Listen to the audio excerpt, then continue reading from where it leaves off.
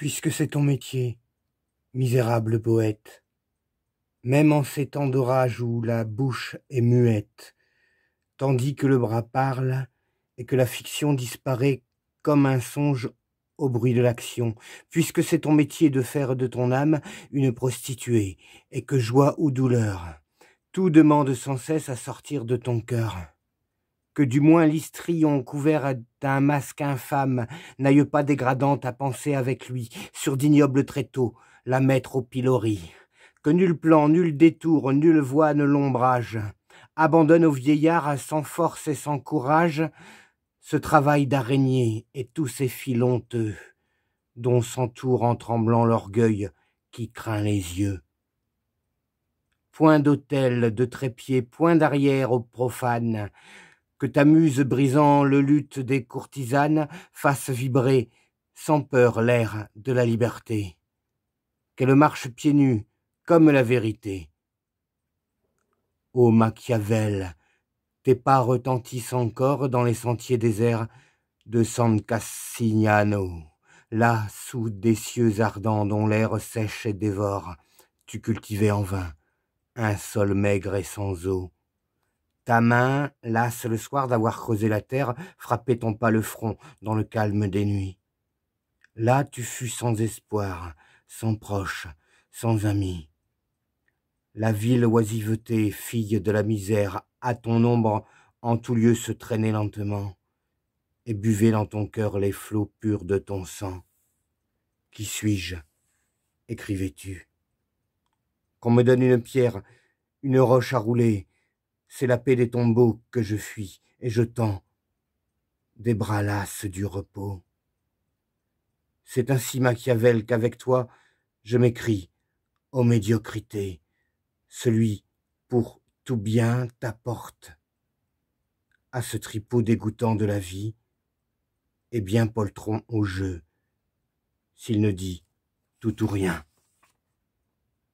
Je suis jeune, j'arrive, à moitié de ma route, déjà là de marcher, je me suis retourné. La science de l'homme et le mépris sans doute. C'est un droit de vieillard qui ne m'est pas donné. Mais qu'en dois-je penser? Il n'existe qu'un être que je puisse en entier et constamment connaître, sur qui mon jugement puisse au moins faire foi. Un seul, je le méprise, et cet être, c'est moi. Qu'ai-je fait? Qu'ai-je appris? Le temps est si rapide. L'enfant marche joyeux, sans songer au chemin.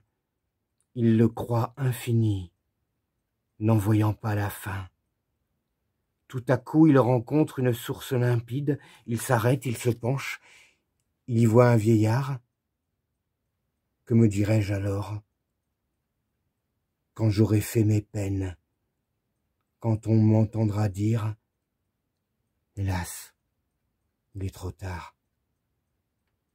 Quand ce sang qui bouillonne aujourd'hui dans mes veines et s'irrite en criant contre un lâche repos s'arrêtera, glacé jusqu'au fond de mes os. Ô vieillesse, à quoi donc sert ton expérience? Que te sert, spectre vain, de te courber d'avance vers le commun tombeau des hommes, si la mort se tait en y rentrant, lorsque la vie en sort?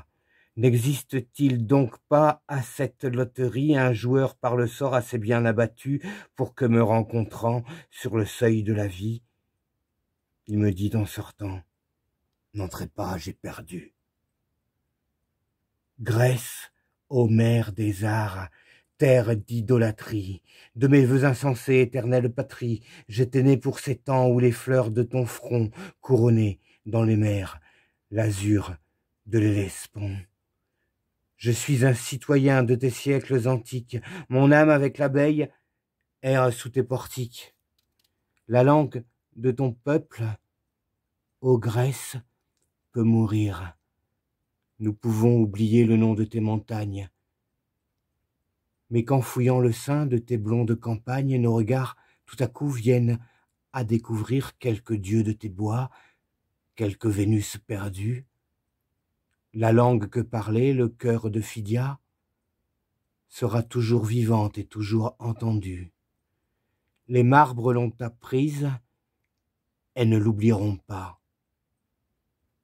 Et toi, vieille Italie, où sont ces jours tranquilles, où sous le toit des cours Rome avait abrité les arts, ses dieux amis, fils de l'oisiveté? Quand tes peintres alors s'en allaient par les villes, élevant des palais, des tombeaux, des hôtels, triomphant, honorer Dieu parmi les mortels, quand tout à leurs paroles enfantait des merveilles,